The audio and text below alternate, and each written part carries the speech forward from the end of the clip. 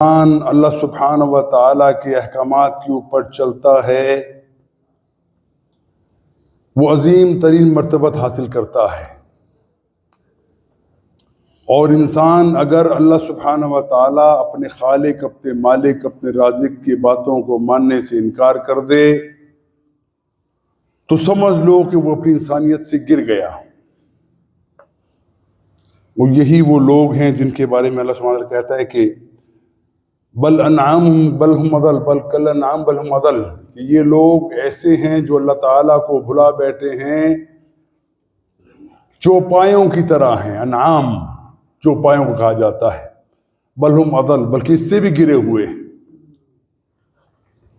انسان جب اپنی عظمت کو بھلا بیٹھتا ہے، انسان جب اللہ کے رسول صلی اللہ علیہ وسلم کے احکامات کو چھوڑ دیتا ہے تو انسان جانور ہوتا ہے، بلکہ جانور سے بھی بدتر بن جاتا ہے۔ حقیقت یہ ہے کہ اگر آج پوری دنیا کا جائزہ لیا جائے، اللہ سبحانہ و تعالیٰ کی یہ پسندیدہ قوم، پسندیدہ امت اور آخری امت جس کو اللہ سبحانہ و تعالیٰ نے شرف عطا کیا ہے کہ وہ دنیا کے اندر حکمرانی کا اہل سمجھا جاتے ہیں، دنیا کے اندر تمام اقوام کو ہدایت و رشد کا ذریعہ یہ قوم سمجھی جاتی ہے، یہ قوم اتنی ذلت اور پستی کے اندر کیوں چلی گئی؟ وہ لوگ وہ کون سے اپنے اوصاف تھے جن کو بھلا بیٹھے، جس کی وجہ سے آج انسان اس اللہ تعالیٰ کی پیدا کردہ مخلوق اشرف المخلوقات کے اندر اعلیٰ ترین منصب حاصل کرنے سے قاصر ہے۔ اور اگر یہ دیکھا جائے کہ کلمہ پڑھنا ہے، دنیا کے اندر 1 ارب سے زیادہ مسلمان اللہ کی توحید کا کلمہ پڑھتے ہیں، رسول اللہ صلی اللہ علیہ وسلم کی رسالت کا اقرار کرتے ہیں، ان کا کلمہ پڑھتے ہیں، لیکن یہ 1 ارب سے زیادہ مسلمانوں میں کتنے لوگ ایسے ہیں جو کلمے کے اوپر عمل پیرا ہونے کے لیے اپنے آپ کو تیار پاتے ہیں؟ دور جانے کی ضرورت نہیں ہے، ہر بندہ اپنے دل میں ٹٹول کے دیکھ لے، گریبان میں جھانک کے دیکھ لے کہ میرے دل میں اللہ سبحانہ و تعالیٰ کی عظمت کتنی ہے، میرے دل میں اللہ کے رسول محمد صلی اللہ علیہ وسلم کی اطاعت کا جذبہ کتنا ہے، محبت میرے دل میں کتنی ہے۔ پتہ چل جائے گا کہ یہ صرف ہمارا زبانی دعویٰ ہی ہے، حقیقت میں نہ ہم اللہ کو مانتے ہیں نہ اللہ کے رسول کو مانتے ہیں، کیونکہ ہماری زندگی اس روش پہ چلنے کے لیے تیار ہی نہیں جس کے اندر یہ دونوں چیزوں کی اطاعت کر کے ہم اچھے انسان بن سکیں، مسلمان بن سکیں۔ مسئلہ آج یہ ہے کہ ہم اللہ کو تو مانتے ہیں، اللہ کے رسول کو مانتے ہیں، لیکن اللہ کی نہیں مانتے، اللہ کے رسول کی بھی نہیں مانتے۔ بہت بڑا فرق ہے یہ۔ اللہ کو ماننا اور ہے، اللہ کی بات کو ماننا اور ہے۔ اللہ کو ماننے والے اللہ کی بات کو نہیں مانتے، اللہ کے رسول کو ماننے والے اللہ کے رسول کی بات کو نہیں مانتے، اور یہ دھوکہ اپنے آپ کو ہم دیتے ہیں، کسی اور کو دھوکہ نہیں دیتے۔ اگر رسول اکرم صلی اللہ علیہ وسلم کی زندگی کا جائزہ لیا جائے تو آپ کو معلوم ہوا کہ اللہ کے رسول صلی اللہ علیہ وسلم مکہ کے اندر پیدا ہوتے ہیں۔ یہ مکہ کی آبادی جو رسول اللہ صلی اللہ علیہ وسلم کے خاندان اس کے اندر آباد ہے، ان کا حال کیا ہے؟ میری جہالت کی آخری انتہا کو پہنچے ہوئے یہ لوگ ہیں۔ اللہ کے ساتھ بغاوت ہے، اللہ کے رسول کے ساتھ بغاوت ہے، اس سے پہلے جتنے نبی گزرے ان کے ساتھ بغاوت ہے۔ ہر نبی کا وصف یہ ہوتا تھا کہ وہ بنیادی دعوت کیا دیتا تھا کہ اے لوگو قولوا لا الہ الا اللہ تفلحوا، اے لوگو تم اللہ کی عبادت کے لیے یکسو ہو جاؤ، اللہ کے علاوہ کوئی تمہارا معبود نہیں ہے، اللہ کے علاوہ کوئی تمہارا پالنہار نہیں ہے، اللہ کے علاوہ کوئی مشکل کشا نہیں ہے، اللہ کے علاوہ کوئی حاجت روا نہیں ہے، اللہ کے علاوہ کوئی تمہاری کشتی پار لگانے والا نہیں ہے۔ یہ وہ دعوت تھی جس کا نقطہ مرتکزہ یہی تھا کہ لوگ اس کے اوپر جمع ہو جائیں، ایک اللہ سے امید ہو، ایک اللہ سے خوف ہو، اور اس کے مقابلے کے اندر کسی کا بھی خوف دل کے اندر نہ ہو، کسی کی محبت دل میں نہ ہو، اور اس کے ساتھ ساتھ آخری نبی محمد صلی اللہ علیہ وآلہ وسلم کے ساتھ ہماری زندگی کا نظم و لین کیسا ہو کہ ہم اپنے صحابہ کی زندگی کا طرز عمل جانیں تو معلوم ہوگا کہ رسول اللہ صلی اللہ علیہ وسلم کی زبان مبارک سے نکلنے والا کوئی حکم، کوئی کلمہ، کوئی رائے، کوئی منشور ان کا نکلتا ہے، وہ پورا ہونے سے پہلے صحابہ اس کے لیے دلی طور پر آمادہ ہو جاتے ہیں۔ یہی کہا تھا نا، ایک بندہ جب آیا چیک کرنے کے لیے، دیکھو یہ لوگ کیسے ہیں، یہ بدو کل تک بھیڑ بکریاں اونٹ چرانے والے آج دنیا کے اندر للکارتے پھرتے ہیں، وجہ کیا ہے؟ ایلچی بھیجا گیا جا کے دیکھ کے آؤ یہ لوگ کیسے ہیں۔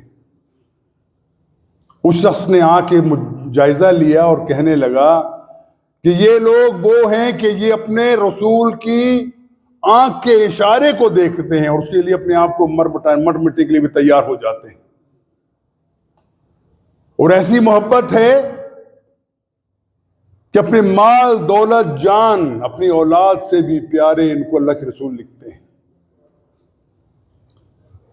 یہ وہ لوگ ہیں جن کو اللہ سبحانہ تعالیٰ نے پاک کیا ہے، یہ وہ لوگ ہیں جن کو اللہ سبحانہ و تعالیٰ نے دنیا کے اندر یہ سرٹیفکیٹ دے دیا کہ رضی اللہ عنہم ورضوا عنہ، کہ یہ لوگ وہ ہیں جن سے اللہ راضی ہو گیا، جن سے اللہ راضی ہو گیا، یہ اللہ سے راضی ہو گئے۔ یہ سرٹیفکیٹ دنیا کے اندر حاصل کرنے والے لوگ رسول اللہ صلی اللہ علیہ وسلم کے وہ شہدائی ہیں، وہ پیروکار ہیں، وہ صحابی ہیں جس کی مثال قیامت تک کسی نبی سے نہیں دی جا سکتی۔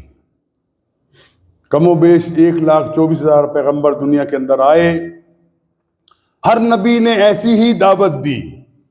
اور یہ بھی دراز لیجئے کہ ہماری امت کا معاملہ یہ کیا تھا کہ اللہ کے رسول کی عمر 63 برس سے، اور عموماً ایسا ہی ہے کہ 63، 50 یا 100 تک بندے کی عمر پہنچتی ہے، اس کے بعد لوگ فوت ہو جاتے ہیں۔ امت مسلمان کا حال، پوری دنیا کا آج حال یہی ہے، لیکن اس سے پہلے امتوں کی عمریں بہت زیادہ ہوا کرتی تھی۔ آدم علیہ السلام کی عمر کے بارے میں کہ ہے کہ وہ 1000 سال کی انہوں نے عمر پائی۔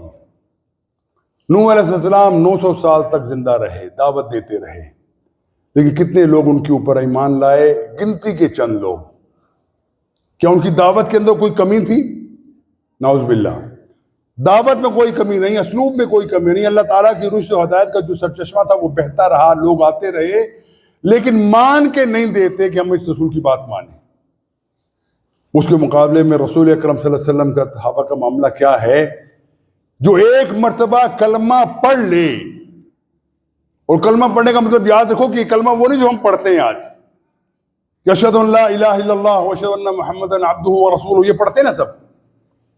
یہ کلمہ بدقسمتی سے ہماری زبان سے، ہماری حلق سے نیچے نہیں اترتا۔ کلمہ پڑھنا ہے، تسبیحات کی جاتی ہیں، اور یہ تسبیحات لاکھوں کی تعداد میں پڑھی جاتی ہیں۔ لا الہ الا انت سبحانک انی کنت من الظالمین پڑھا جاتا ہے، بے تحاشا پڑھا جاتا ہے، لیکن اثر کیا ہے؟ اور ایک کلمہ وہ تھا جو بلال پڑھتے تھے، ایک کلمہ وہ ہے جو مصعب پڑھتے تھے، ایک کلمہ وہ ہے جس کو خباب بن ارت پڑھا کرتے تھے، ایک کلمہ وہ ہے جو آل یاسر نے پڑھا تھا۔ بالکل یہی الفاظ ہیں، لیکن زندگی ایسی ہے کہ بدل گئی۔ جو لوگ ساری زندگی اللہ سبحانہ تعالیٰ کے ساتھ بغاوت کی زندگی گزارتے تھے، ایک دم سے ایسے ہو گئے کہ ان کے سامنے جب یہ کلمہ اور اس کے تقاضے آئے، سب کچھ چھوڑ دیا، کسی چیز کی اہمیت ان کے سامنے نہ رہی۔ اور یہی وہ لوگ تھے جن کو اللہ تعالیٰ نے اتنا اعزاز بخشا کہ اللہ تعالیٰ قرآن کے اندر فرماتا ہے کہ تم ان لوگوں کی تربیت کرتے ہو، ان کا حال کیا ہے کہ ایک کے مقابلے کے اندر 100، 1000 ان کے مقابلے میں نہیں آ سکتے۔ ان کے اندر ایمان اتنا زیادہ ہے اور اتنا رچا بسا ہے کہ زندگی کا کوئی لمحہ یہ اللہ تعالیٰ کی نافرمانی کے بارے میں سوچ بھی نہیں سکتے۔ بھائی ہم بھی وہی مسلمان ہیں نا، اسی نبی کا کلمہ ہم نے بھی پڑھا ہے، ہم بھی اسی شخص کو رسول کو آخری نبی اور اپنے رسول مانتے ہیں، لیکن کیا وجہ ہے کہ وہ کلمے کا اثر ہمارے دلوں میں نہیں ہوتا؟ کیا وجہ ہے کہ ہمارے دل کے اندر وہ کلمہ پڑھنے کے باوجود ہمارے زندگی میں تبدیلی نہیں آتی؟ وجہ صاف ظاہر ہے کہ ہم نے کلمے کی حقیقت کو نہ پڑھا ہے، نہ سوچا ہے، نہ سمجھا ہے۔ زبان سے ہم نے ادا کر دیا، سمجھے کہ بس کامیابی کا حصول کا ذریعہ یہی تھا اور ہم نے کر لی۔ جبکہ قرآن کہتا ہے ان الذین قالوا ربنا اللہ ثم استقاموا، وہ لوگ جنہوں نے کہہ دیا کہ ہمارا رب اللہ ہے، ثم استقاموا، پھر اس پہ جم گئے، تتنزل علیہم الملائکہ، اللہ تعالیٰ ان کے اوپر اپنے فرشتے نازل کرتا ہے، اللہ تعالیٰ ان کو نزول دیتا ہے۔ نزول کیا ہے؟ حدیث میں آتا ہے کہ نزول کا مطلب ہے کہ جب بندہ کوئی جنتی آدمی دنیا سے رخصت ہوتا ہے تو اللہ سبحانہ تعالیٰ کے حضور پیش ہوتا ہے، اللہ اس کو اپنی مہمان نوازی کا جوہر دکھاتے ہیں، اس کے لیے پرندوں کے بھونے ہوئے کلیجے پیش کیے جاتے ہیں، اس کی اعزاز کے اندر یہ دیا جاتا ہے۔ یہ نزول ہے۔ یہ نزول کس کو ملے گا؟ جس اندر ایمان لازمی طور پہ سچا ایمان، پکا ایمان ہوگا، جس ایمان کے بلبوتے کے اوپر وہ اپنی زندگی کے اندر تبدیلی دنیا کے اندر لے کے آتا ہے، اچھائی اور برائی کا تصور سامنے رکھتا ہے، نیکی اور بدی کو اچھی طرح پہچانتا ہے، اللہ کے رسول سے محبت کو جانتا ہے،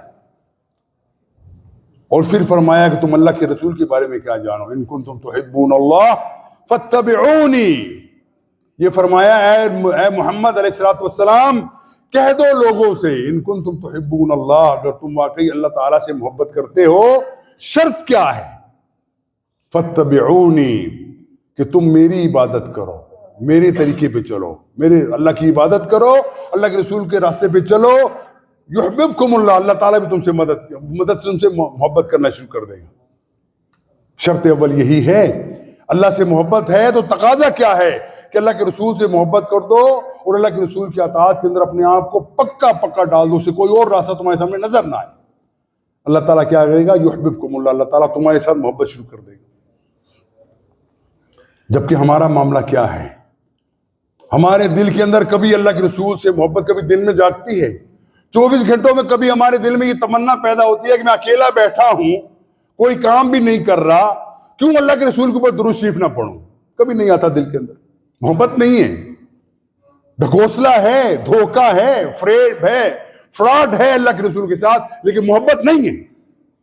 محبت ہوتی تو ہمارا چلنا پھرنا صبح و شام ہر وقت ہم اس کھوج میں ہوتے کہ ہم اپنے اعمال کو نکھاریں، رسول اکرم صلی اللہ علیہ وسلم کی محبت کا اظہار کریں، ان کے لیے درود شریف کا ایک تحفہ ہمیشہ بھیجتے رہیں، ہر وقت بھیجتے چلے جائیں۔ یہ ہے اصل میں محبت جو ہر مسلمان سے مقصود اور مطلوب ہے۔ اللہ کی توحید، محمد علیہ الصلوۃ والسلام کی رسالت کے بعد سب سے اہم ترین کام جو مسلمان کے لیے نہایت ضروری ہے، جس کے بغیر مسلمان نہیں رہتا، وہ نماز ہے۔ نماز کیا ہے؟ اللہ کو راضی رکھنے کا ایک طریقہ ہے۔ دن میں 5 مرتبہ اللہ کے حضور ہمیں کھڑا ہونا ہے۔ رات کو سوئے ہیں، عشاء کی نماز پڑھ کے سوئے ہیں، صبح اذان ہوتی ہے، ہمارے دل کے اندر تمنا ہے کہ ہم جائیں مسجد میں، لیکن سستی ہے، کائلی ہے، یقین نہیں ہے، نہیں اٹھتے۔ ندا آتی ہے حی علی الصلاۃ حی علی الفلاح، آؤ کامیابی کی طرف، آؤ نماز کی طرف، ہم نہیں آتے، سوئے پڑے رہتے ہیں۔ سردی ہے تو گرم بستر نہیں چھوڑ سکتے، گرمی ہے تو اے سی والا کمرہ نہیں چھوڑ سکتے، نہیں آتے مسجد۔ اور یہ وہ فرض ہے جو اہم ترین فرض ہے توحید کے بعد۔ رسول اللہ صلی اللہ علیہ وسلم فرماتے ہیں کہ جو شخص نماز نہیں پڑھتا اس کا اسلام سے کوئی تعلق نہیں ہے۔ جو شخص نماز 5 وقت کی بعد جماعت نہیں پڑھتا اس کا کوئی تعلق نہیں۔ دوسری بات یاد رکھیے، اللہ کے رسول کی مرتبہ اپنے صحابہ کے ساتھ بیٹھے ہیں، اور اللہ کے رسول کی زندگی کیسی ہے؟ انتہائی رحم دل، انتہائی شفیق، محبت کرنے والے۔ ہندو کو، کافر کو بھی دیکھیں، یہودی کو بھی دیکھیں، دل ان کا تڑپتا ہے کہ کیسا بندہ، جہنم سے بچنے کا طریقہ کیا ہو کہ یہ جہنم سے بچ جائے بندہ۔ اور جو ان کے ساتھی ہیں ان کے بارے میں اللہ کے رسول کی محبت کا ہم کیا تصور کر سکتے ہیں کہ ان کی محبت کتنی ہوگی۔ اللہ کے رسول فرماتے ہیں کہ میرا جی چاہتا ہے کہ میں اپنے مسلے پہ کسی بندے کو کھڑا کروں اور اپنے ہاتھ میں چراغ لے کر ان لوگوں کے گھروں کی طرف چلا جاؤں جو مسجدوں میں نماز پڑھنے نہیں آتے، ان کے گھر کو جلا دوں، میں بندوں سمیت میں جلا دوں، وہ اللہ تعالیٰ کے حکم کو ماننے کو تیار نہیں، اور اللہ کی نماز پڑھنے نہیں آتے۔ اتنا بڑا جرم ہے یہ۔ اور یاد رکھ لیجئے، چاروں آئمہ کو دیکھیں، امام حنیفہ رحمۃ اللہ علیہ ہیں، امام مالک ہیں، امام حنبل ہیں، امام شافعی ہیں، سب کے نزدیک جو بندہ نماز نہیں پڑھتا وہ مسلمان نہیں رہتا۔ کفر اور اسلام کے درمیان فرق کرنے والی چیز نماز ہے۔ میں آپ کے ساتھ پہلے عرض کر چکا کہ نماز کی اہمیت آپ اندازہ لگائیے کہ اللہ رسول فرماتے ہیں دنیا کے اندر مسلمان چوری کر سکتا ہے، ڈاکہ ڈال سکتا ہے، قتل کر سکتا ہے، بدکاری کر سکتا ہے، لیکن جو صحیح مسلمان ہے وہ کبھی نماز نہیں چھوڑ سکتا۔ نماز کتنا ضروری ہے۔ دوسری بات سمجھیے، یہ دوسرے تمام گناہ کبیرہ ہیں۔ آپ چوری کریں گے گناہ کبیرہ ہے، زنا کریں گے گناہ کبیرہ ہے، آپ کسی کو قتل کریں گے گناہ کبیرہ ہے، اس کا بہت بڑی سزا ہے، یقین اس میں کوئی شک نہیں۔ لیکن اگر نماز نہیں پڑھیں گے آپ اسلام کے دائرے سے نکل جائیں گے باہر۔ یہ فرق تھا مسلمان کا اس وقت کے دماغ کا۔ ہم کبھی سوچ سکتے ہیں کہ کوئی بندہ اللہ کے رسول کا کلمہ پڑھ لے، اللہ کے رسول کے ہاتھ میں ہاتھ دے کر کہہ دے کہ اللہ کے رسول آج کے بعد میں آپ کے ساتھ اطاعت والا معاملہ کرتا ہوں، میں مسلمان ہوتا ہوں، اس کے بعد سوچا جائے کہ وہ نماز نہیں پڑھتا؟ ممکن نہیں ہے۔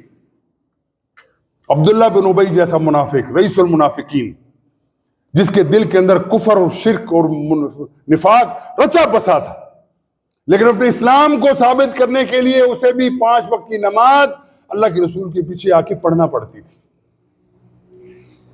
سب کو معلوم تھا کہ یہ بندہ کیسا ہے، لیکن وہ ثابت کیسا کرے کہ میں مسلمان ہوں؟ وہ نماز کے بغیر اس کا ثبوت ہی ملتی نہیں۔ اور ہمارا حال کیا ہے؟ ہم جمعہ پڑھتے ہیں، بڑی توپ چلاتے ہیں کہ ہم جمعہ پڑھنے آ گئے۔ جس جمعے کا حکم اللہ سبحانہ تعالیٰ نے دیا ہے قرآن کے اندر آتا ہے، جس نماز کا ذکر ہمیں اللہ تعالیٰ نے دیا ہے قرآن کے اندر آتا ہے، وہ تمام نمازوں کا ذکر ہے، صرف جمعے کا ذکر نہیں ہے۔ جمعے کے لیے بڑی تیاری کر کے نہا دھو کے نئے کپڑے پہن کے آتے ہیں، مبارک بات ہے الحمدللہ، لیکن جمعہ پڑھ لو عصر کا پتہ نہ ہو، مغرب کا پتہ نہ ہو، عشاء کا پتہ نہ ہو، فجر کا پتہ نہ ہو، تو یہ جمعہ نہیں ہے، مذاق ہے یہ جمعے کے ساتھ۔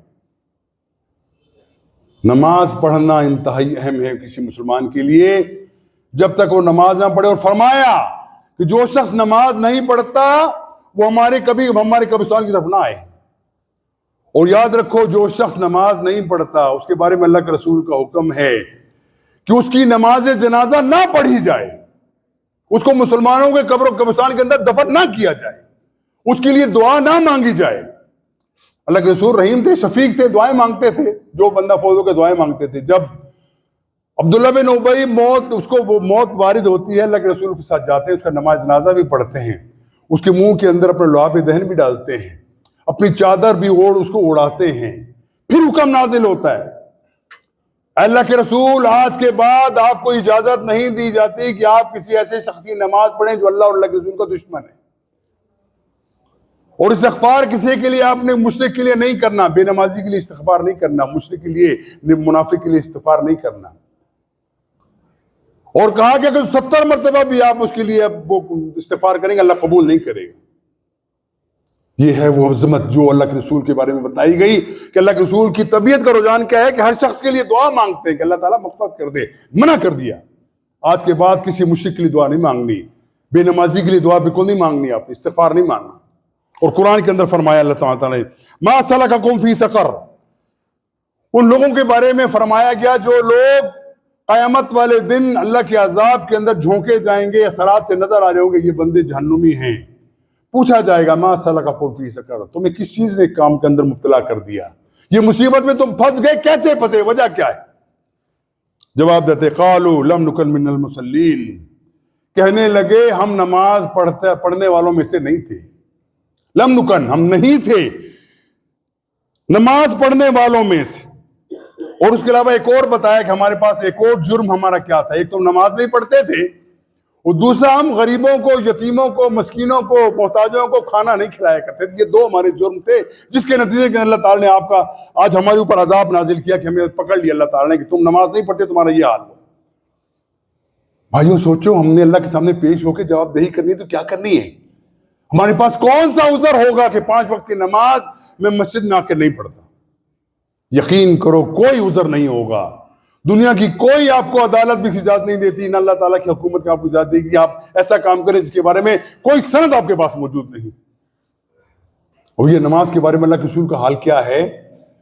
حضرت عائشہ رضی اللہ تعالیٰ فرماتی ہیں کہ اللہ کے رسول صلی اللہ علیہ وسلم ہمارے سامنے بیٹھے ہوتے، گھر کے اندر گھر گھرسی کا ماحول ہوتا، بات چیت ہو رہی ہوتی، کبھی کبھار ہنسی مذاق بھی ہو رہا ہوتا، اللہ کے رسول ہمارے ساتھ بیٹھے ہوتے، جیسے آواز آتی حی علی الصلاح حی علی الفلاح، اللہ کے رسول صلی اللہ علیہ وسلم ہمیں یوں چھوڑ کے چلے جاتے جیسے ہمارے ان سے کوئی تعلق ہی نہیں،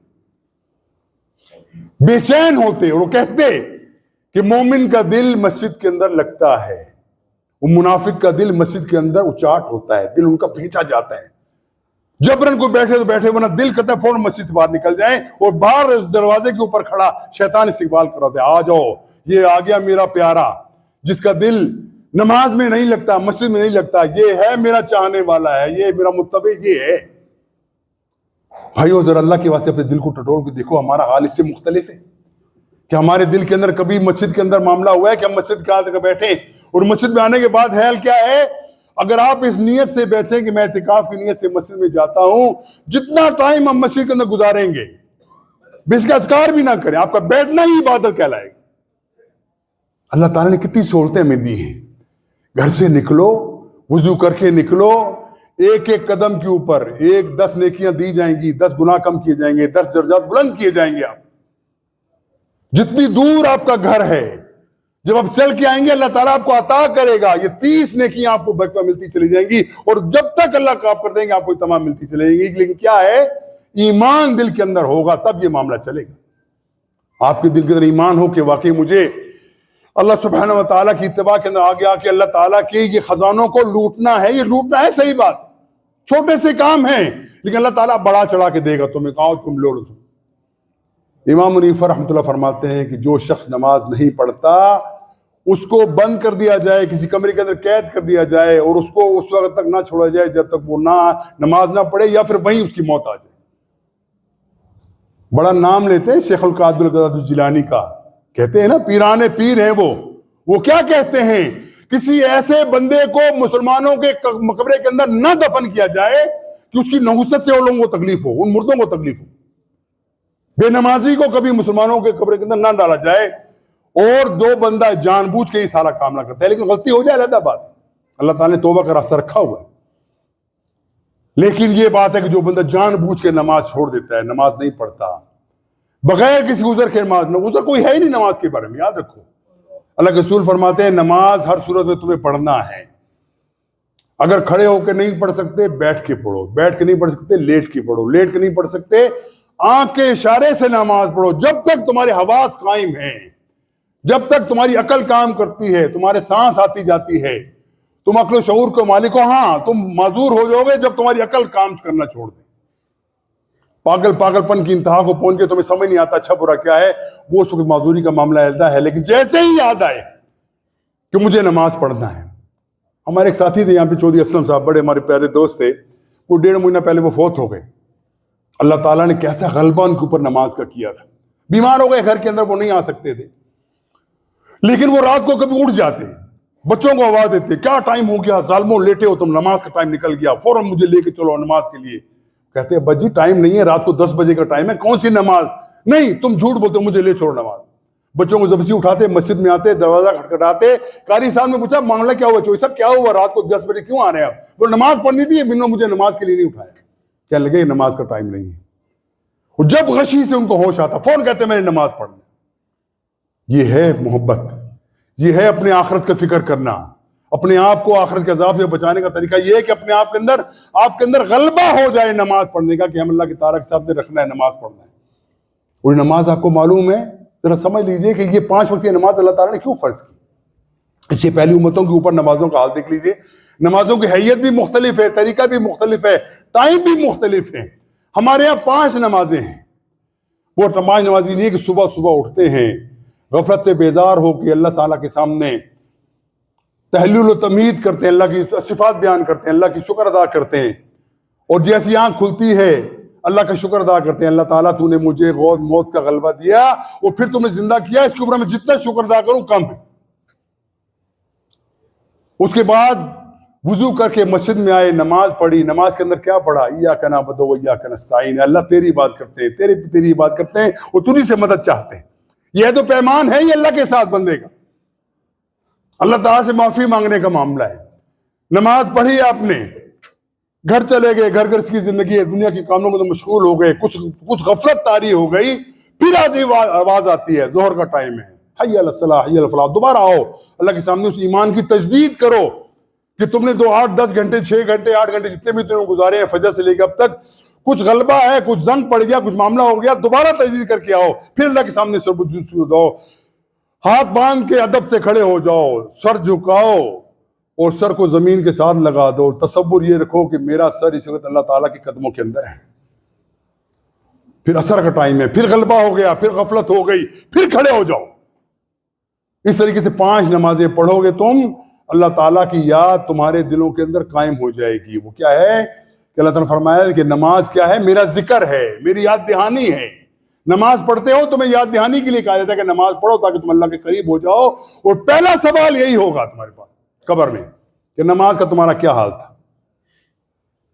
اب سوچو, ہم سب بیٹھے مسلمان ہیں نا سارے, کلمہ پڑھتے ہیں, اللہ کے رسول سے محبت کا دعویٰ بھی ہے. کبھی ہم نے سوچا کہ نماز ہم کیوں چھوڑ دیتے ہیں, اور کب آپ پتا ہے کہ نماز چھوڑنے کا جرم کتنا بڑا جرم ہے. یہ بعض اوقات معلوم ہوتا ہے لیکن غفلت اتنی ہے, شیطان کا غلبہ اتنا ہے کہ ہم اس چیز کو بھول کے ہمارا جو جی چاہتا ہے کرتے ہیں. مسلمان ہونے کے باوجود نماز پڑھنے سے ہم انکار کر دیتے ہیں. یاد رکھو, اس میں ایک فرق ہے. فرق یہ ہے کہ ایک بندہ جو کہہ دے کہ نماز فرض ہی نہیں ہے وہ تو پکا کافر ہو گیا ہو, اس کی تو کفر کے اندر کوئی شک ہے ہی نہیں. اور یہ صرف نماز کا نہیں ہے معاملہ, 4 5 عبادات جتنے بھی ہیں, نماز, روزہ, حج, زکات, جتنے, جو بندہ بھی انکار کرے گا کہ یہ چیزیں فرض نہیں ہیں وہ کافر ہو جائے گا, اسلام کے دائرے سے ایک دم باہر نکل جائے گا. لیکن نماز کے بارے میں کیا کہ نماز ایسی چیز ہے کہ تم اس کا انکار کیا, انکار نہ بھی کرو, تم سمجھتے ہو کہ نماز فرض ہے لیکن پڑھتا نہیں ہوں, بندہ پھر بھی کافر ہو جائے گا. یاد رکھو, یہ بہت بڑا فرق ہے دوسری عبادات کے اندر اور نماز کے اندر. نماز کا کفر کا معاملہ یہ ہے کہ آپ نہ کہو فرض ہے لیکن میں پڑھتا نہیں ہوں, آپ اسلام کے دم سے نکل جاؤ گے. جب تک دوبارہ تجدید ایمان نہ کر لو, جب دوبارہ تم اللہ کے حضور پیش ہو کے اپنے آپ کے گناہوں کی معافی نہ مانگ لو, تمہیں بخشا نہیں جائے گا. اور کسی موت اگر اس حالت میں آ جاتی ہے کہ وہ نماز جان بوجھ کے نہیں پڑھتا تھا, پہلی بات یہ کہ اس کا نماز جنازہ پڑھانا ہی جرم ہے. بے نمازی کا جنازہ پڑھنا جرم ہے, نہیں پڑھنا چاہیے. جو ایمان والا بندہ ہے وہ پہلے معلوم کرے کہ نماز پڑھتا ہے کہ نہیں پڑھتا, کہ نہیں پڑھتا اس نماز نہ پڑھو, اٹھا کے گڑے میں ڈال دو. حقیقت یہی, جو اللہ تعالیٰ کا فرما بردار نہیں ہے, اللہ کی تعالیٰ کی بات ماننے کو تیار نہیں ہے, ہم اس کے اوپر رحم کیسے کھائیں؟ یہی رحم کھایا تھا اللہ کے رسول نے عبداللہ بن ربیع کے بارے میں کہ اللہ کا بندہ ہے, میرے پیچھے نمازیں پڑھتا رہا ہے, میں اس کے لیے ہر وہ کوشش کروں گا کہ اللہ تعالیٰ اس کو بخش دے, لیکن نہیں بخشا. حالانکہ وہ نمازیں پڑھتا تھا, وہ پہلی صف میں کھڑے ہوتا تھا, لیکن کہا گیا اس کے بندے کے دل کے اندر نفاق تھا. ظاہری طور پہ یہ میری محبت کا اظہار کرتا تھا, پیچھے میرے پروپیگنڈا کرتا تھا. یہی عبداللہ بن ربیع. حضرت عمر رضی اللہ تعالیٰ جب ان کا نماز جنازہ پڑھایا, اللہ کے رسول نے پڑھایا, اور پھر عمر رضی اللہ تعالیٰ شدید غصے میں آئے کہ اللہ کے رسول یہ بندہ ایسا تھا, سب کو معلوم ہے منافق تھا. کیا کہا عمر, وہ 5 وقت نماز پڑھتا تھا, پر ہاں پڑھتا تھا. تم نے اس کا دل چیر کے دیکھا تھا؟ نہیں چیر کے دیکھا. تم جانتے دل میں اس کی کیا؟ نہیں جانتے. یہ اللہ جانتا ہے, وہ جانتا ہے. بعد میں پتہ چل جائے تو علیحدہ بات ہے. ہم اس کے بارے میں ہمیشہ استغفار کی بات کریں گے, رحمت کی بات کریں گے, اللہ تعالیٰ سے مانگیں گے کہ اللہ تعالیٰ اس کو بخش کر دے, جب تک اللہ کا حکم قرآن کے اندر نازل نہیں ہوا. ان تستغفر لهم 70 مرہ لن یغفر اللہ له. فرمایا اے محمد اگر آپ اس کے لیے 70 مرتبہ بھی توبہ کریں گے, اللہ تعالیٰ ان کو بالکل معاف نہیں کریں گے. نفاق کیا ہے؟ نفاق کے منافق کے سر کے اوپر سینگ ہوتے ہیں کیا؟ نہیں بھائی, وہ بھی ہماری تمہارا ہوئے ہوتے ہیں. ان کے دل کے اندر ایمان کی کیفیت مختلف ہوتی ہے. ان کے دل کے اندر ایمان ان کے دلوں کے اندر داخل نہیں ہوا ہوتا. وہ سمجھتے ہیں کہ ہم اللہ تعالیٰ کے بڑے پسندیدہ لوگوں میں سے ہیں, اللہ تعالیٰ میں معاف کر دے گا. اور غلط فہمی کیا ہے, دھوکہ کیا ہے, اللہ تعالیٰ معاف کر دے گا, غفور الرحیم ہے. اللہ تعالیٰ اپنے قانون خود بناتا ہے, ان قانون کے خلاف جو بندہ چلتا ہے اللہ تعالیٰ اس کو معاف نہیں کرتا. یاد رکھنا ہے, اللہ تعالیٰ خود کہا کہ جو بندہ میرے احکامات کو نہیں مانتا, اللہ کے رسول کے طریقے پہ نہیں چلتا, وہ بندہ بہت نقصان کے اندر ہے. اس کا نقصان اس کو دنیا کے اندر بھی مہیا ہوگا, اور قیامت میں اس کو نقصان, یقین اس کا نقصان پہنچائے گا اس کو. تو بھائی ہم سوچو ہم کہاں کے جا رہے ہیں, ہماری زندگی کتنی ہے.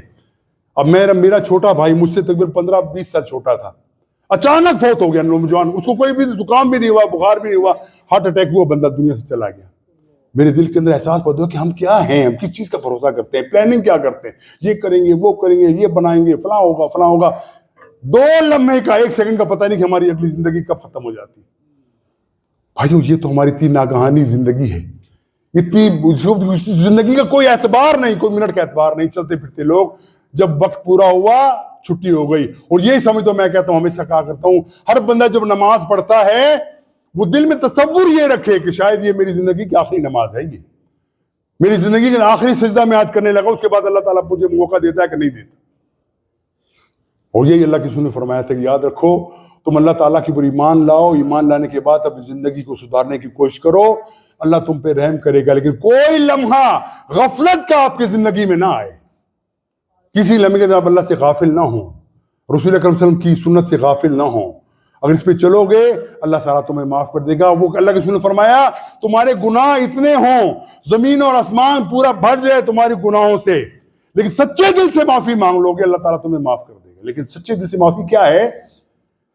عہد کر لو آج کے بعد اللہ تیری معصیت نہیں کریں گے، تیرے حکم کی خلاف ورزی نہیں کریں گے، اللہ تیرے رسول کے ساتھ ہم چلیں گے، تیرے رسول کی کوئی بات ماننے سے ہم انکار نہیں کریں گے. یہ ہے سچی توبہ.